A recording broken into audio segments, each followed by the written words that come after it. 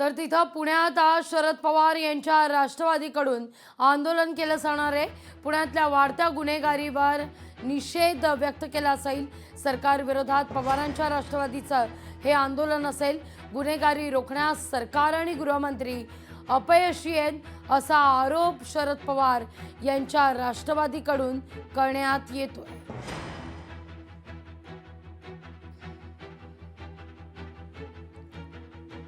सरकार विरोधात तीव्र निषेध नोंदवला जाणार आहे. या आंदोलनाच्या माध्यमातून पुण्यात गेले काही दिवस आपण पाहिलं तर सातत्यानं गुन्हेगारीचा आलेख चढा पाहायला मिळतोय. कधी कोयता गँगची दहशत आहे, कधी वाहनांची तोडफोड आहे, कधी दोन टोळीमधलं युद्ध आहे, तर कधी हाणामारी वादावादी आहे. खरं तर या सगळ्या गोष्टींमुळे पुणे चर्चेला जाणं ही पुण्याची शोकांतिका म्हणायला हवी. अधिक माहिती घेण्याकरता थेट जाऊया आपले प्रतिनिधी अमोल धर्माधिकारी यांच्याकडे. अमोल, सुरुवातीला खरं तर पुण्याविषयी जेव्हा चर्चा व्हायची तेव्हा शिक्षणाविषयी, संस्कृतीविषयी, पुण्यातल्या काही नव्या प्रायोगिक पण अर्थातच आपण म्हणूया की ज्या गोष्टींवर आपण आदर्श ठेवू, ज्या विचारांचा आपण आदर्श ठेवू, अशा अनेक उपक्रम असू दे, योजना असू दे, पुणेकरांनी राबवलेल्या आहेत. पुण्याचा आदर्श महाराष्ट्रानं ठेवला आहे, त्यावर चर्चा व्हायची.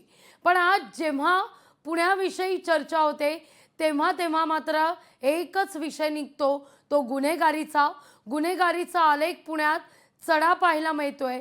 मग ती कोयता गँगची दहशत असू दे किंवा मग टोळी युद्ध, ही अत्यंत शोकांतिका आहे पुण्यासाठी.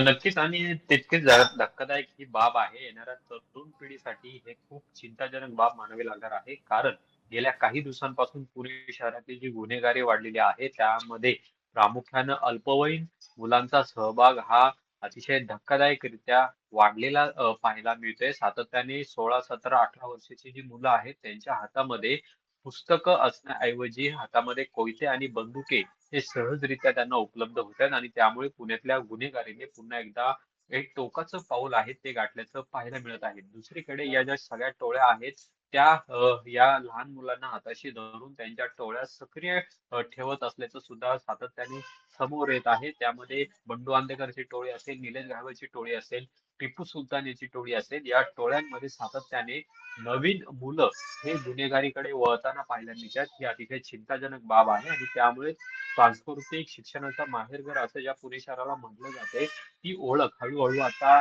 मागे पडत चाललेली आहे आणि गुन्हेगारीचं शहर, क्राईम कॅपिटल अशी ओळख आता पुण्याची होऊ लागलेली आहे. हे खेदानं म्हणावं लागणार आहे. कायद्याचा धाकच पुण्यातील या समाजकंटकांना राहिलेला नाहीये. एकीकडे टोळ्यांचा हैदोस पाहायला मिळतोय, दुसरीकडे क्षुल्लक कारणावरून हाणामारीच्या घटना आहेत त्या सुद्धा घडताना पाहायला मिळतात.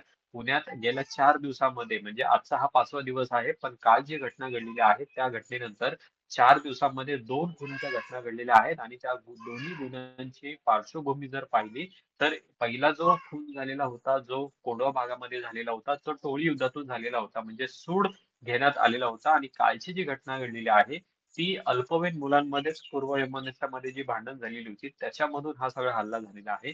कालच्या घटनेचा जर उल्लेख आपण केला तर ज्याचा खून झालाय आणि ज्यांनी खून केलेला आहे हे चौघे जण 17 वर्षाचे असल्याची धक्कादायक बाब समोर आलेली आहे. आणि त्यामुळे पुण्यातली गुन्हेगारी ही लहान मुलांकडे कशा पद्धतीने वळू लागलेली आहे याचं हे खरं तर उदाहरण म्हणावं लागणार आहे. हम्म. कायद्याचा धाक हा खरं पोलिसांना राहिलेला नाहीये. पोलिसांचा हा राहिलेला नाहीये असं खेदाने म्हणावं लागणार आहे. अगदी पोलीस अगदी नेमके काय करतात हा सुद्धा प्रश्न उपस्थित होतोय. पुणे निश्चित. पोलीस या कायद्याचा धाक या गुन्हेगारांना कधी दाखवणार?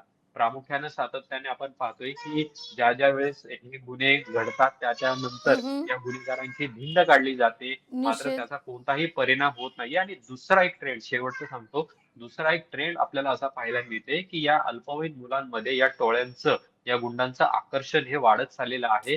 जसं यांना शिक्षा मिळते तसं ते एरोडा कारागृहामध्ये जातात, तिथं त्यांच्या हम्म. ओळखी वाढतात आणि पुन्हा ते बाहेर आल्यानंतर सक्रिय होतात. म्हणजे ही शिक्षा झाल्यानंतर माणूस जेव्हा जेलमध्ये जातो त्यानंतर तो काहीसा सुधारतो, पण पुण्यातलं हम्म. हे चित्र फार भयानक आहे.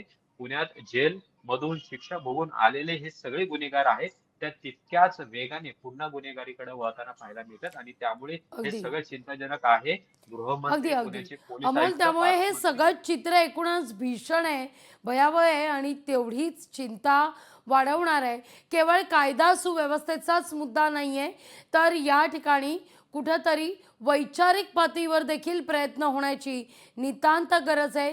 काउन्सिलिंगच्या दृष्टीनं काही पावलं सरकार टाकणार आहे का, या दृष्टीनं काही विचार करणार आहे का सरकार, हे देखील पाहणं फार महत्त्वाचं असेल. तुर्तास धन्यवाद अमोल, तुम्ही दिलेल्या एकूणच सविस्तर माहिती करता. लोकशाही मराठी ऐका, पहा, जागरूक रहा.